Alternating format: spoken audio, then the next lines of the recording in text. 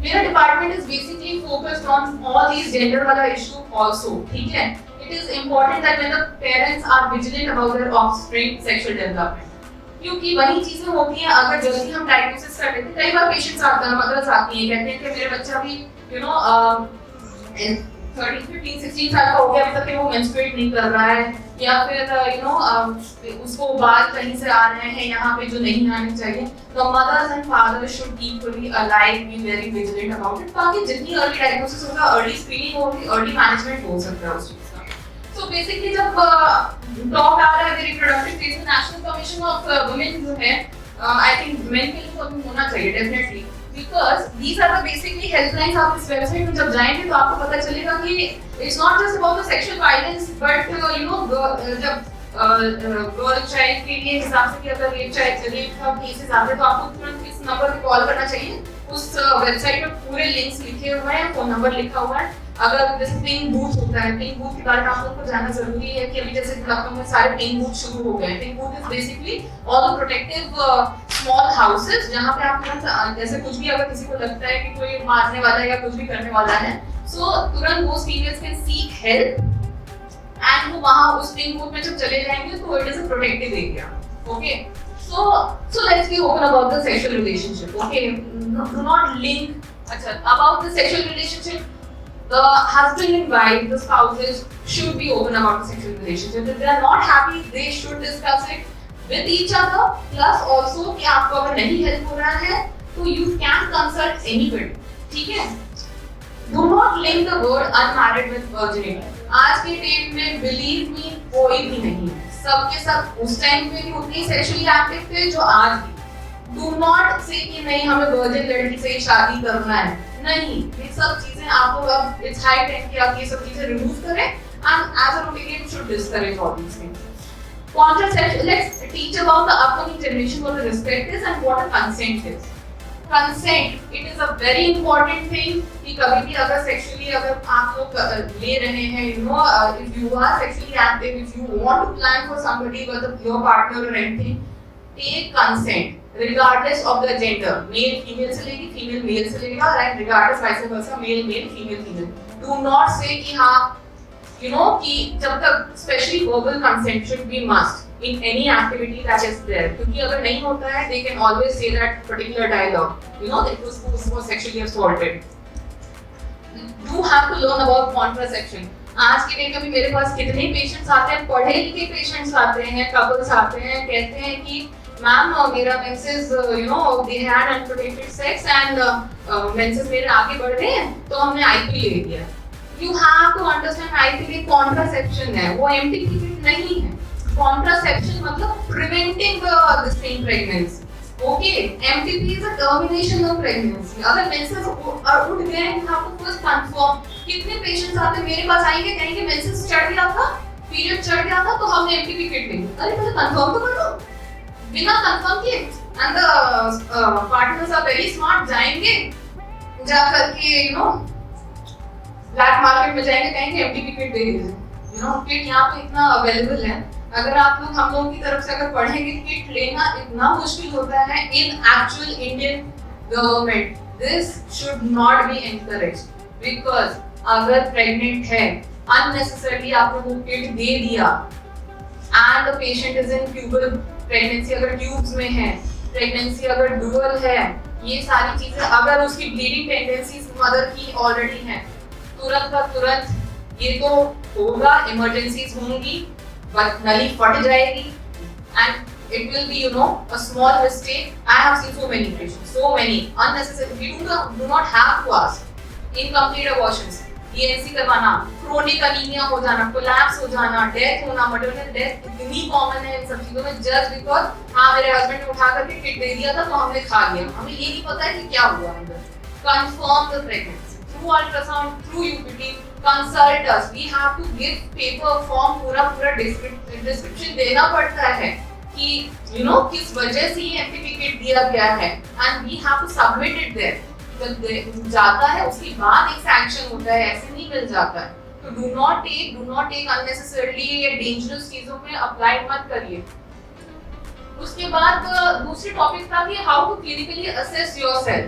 Again, self अगर आपको मैं बता दूं कि जेनाइटल एग्जामिनेशन, जेनाइटल कैंसर के बारे में अगर मैं डिस्कस करना चाहती हूँ, तो इट इज वेरी इंपॉर्टेंट कि आप लोग ये जाने कि स्क्रीनिंग क्या होती है।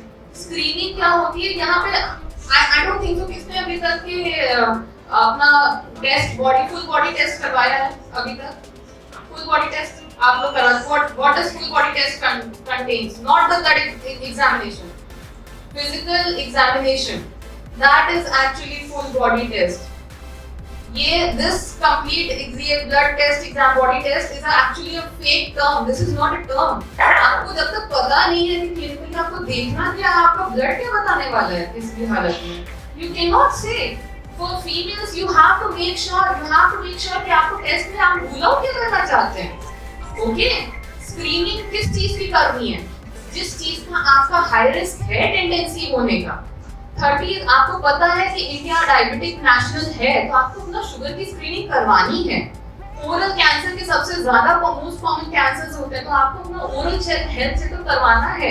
डेंटिस्ट वाले को थोड़ा रिस्पेक्ट दे देना है, ठीक है। उसके अलावा I think that's right.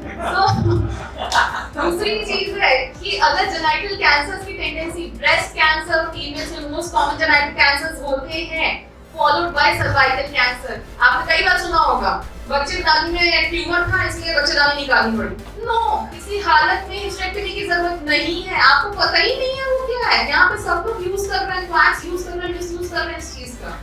Screening करो, पहले टेस्ट करो। अगर इस चीज के लिए आप सबसे ज्यादा कॉमन हो तो आप उस चीज का स्क्रीनिंग करवाओ ना। अगर आपकी फैमिली टेंडेंसीज में कैंसर है, उस पर्टिकुलर कैंसर का तो आप टेस्ट करवाते रहो।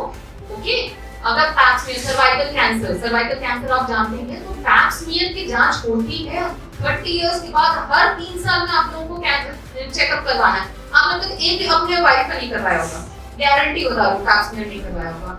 क्यों? ये चीज आपको जाननी जरूरी है, ठीक है। ब्रेस्ट कैंसर वुमेन से अभी चलता ही है, बहुत है, उस वक्त सबके स्पेशल डिस्काउंट सबके रेट के रहते हैं। सोनोमैमोग्राफी, ब्रेस्ट कैंसर को रूल आउट कराने के लिए सोनोमैमोग्राफी करवाते रहेंगे। Okay, it is very much common, बहुत इजीली। इशू ये नहीं होता है आज हुआ है वो जाकर के 30 इयर्स बाद वो सोता रहता है, और जब वो फैलता है धीरे धीरे फैलता है, 30 इयर्स डाउन जब 60 इयर्स में जब पहुंचता है, इट बिकम्स बियॉन्ड अलग सिचुएशन में पहुंच जाता है। तो हम लोग अगर उसको 30 इयर्स में पकड़ सकते हैं तो क्यों नहीं। ओके, अगेन अगर आपके बच्चे लेस देन 30 इयर्स के हैं एंड अबव 9 इयर्स के हैं, सर्वाइकल कैंसर के अलावा 8 अदर कैंसर्स का वैक्सीन आता है, single vaccine that is preventing 8 other cancers, उसका वैक्सीन लगवाओ। दैट इज सर्वावायरस, गार्डासिल करके वैक्सीन्स आती हैं, both male and female. It is going to prevent anal, rectal, oral cancers also, genital cancers also. Why not get it done? क्यों नहीं करवाओगे? ये सब चीजें जानना जरूरी है। Apart from your sugar, diabetes and ये blood checkup के अलावा ये सब भी है common. Okay? तो why not to teleconsult regarding sexual health? Open discussion, yes. तो हम लोग, मेरे पास भी काफी सारे पेशेंट्स आते हैं कि मुझे सेक्सुअल हेल्थ की कोई इश्यूज है, मुझे डिस्कस करना है, मुझे टेली कंसल्ट कराना, तो मैं बिना देखे नहीं कर सकती, because I have to know क्या दिख रहा है, आपको क्लिनिकली असेस करना। ओबीजी का टेली कंसल्टेशन एक्चुअली अभी बैन हो चुका है because of the very same reason. Pregnancy वाले पेशेंट्स आते हैं करवाने के लिए टेली कंसल्टेशन, मुझे पता ही नहीं बच्चा जिंदा है कि मैंने तो हार्ट बीट सुनी भी नहीं, मैं जबरदस्ती आयरन कैल्शियम देके चली जाऊँ, नहीं होता है। This has been banned now.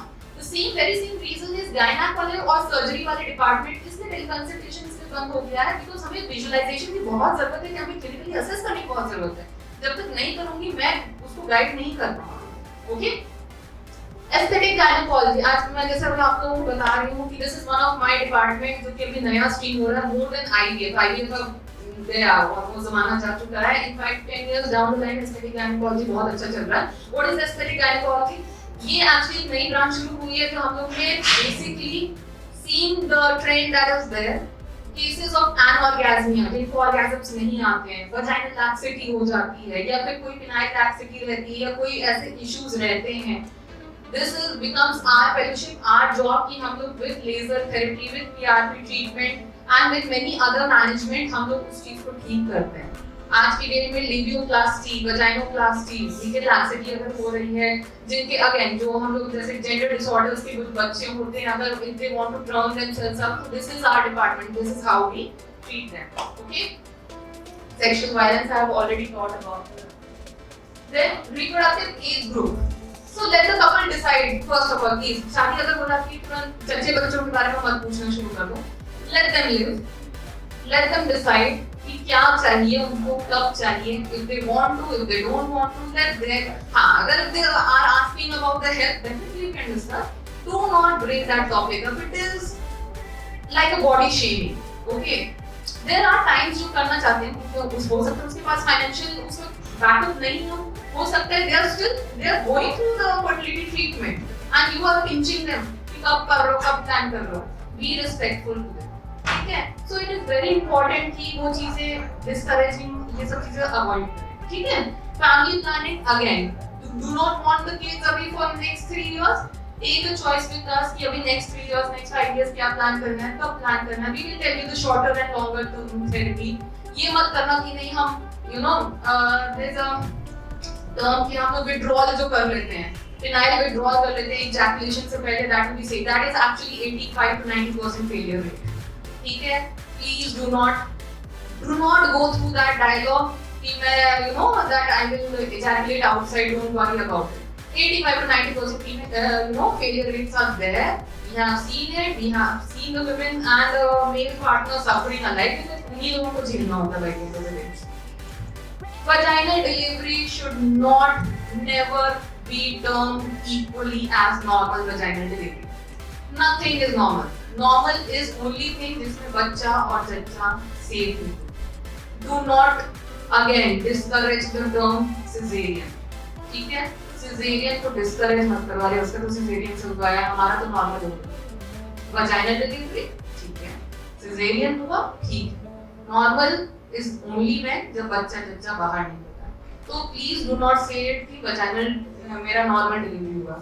Hormonal issues again आपको ये जानना बहुत जरूरी होता है कि most common hormonal issues are only related with the stress and stress hormone.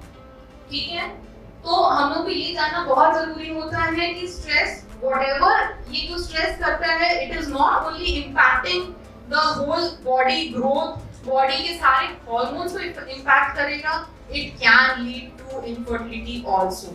Another topic, male infertility. Male infertility should be acceptable term. बिल्कुल, I have seen n number of couples trying for the treatment. And they'll always be like, पहले आप इनका देख लीजिए, wife का देख लीजिए, जब सब कुछ क्लियर हो जाएगा तब हम अपना चेक करेंगे. अरे तुम्हें बस सीमेन एनालिसिस करवाना है, ठीक है. आई एम नॉट सेइंग तुम्हें 10,000 जांच करवानी, बट उसमें भी अगर उसका ईगो अगर क्लैश हो रहा है, तो देन दैट कपल और that part is not worth it. अगर उसने आपको मेंटली या सोशली या इस तरह से एक्सेप्ट नहीं किया, ओके. सो मेक श्योर कि 50% you have to make sure 45% male infertility, 55% female infertility, इतना होता है डिफरेंस, इतना डिफरेंस होता है पूरे प्रेगनेंसी. एंड अगर आप लोग ये चीज नहीं एक्सेप्ट कर पा रहे हैं तो डेफिनेटली नॉट करो.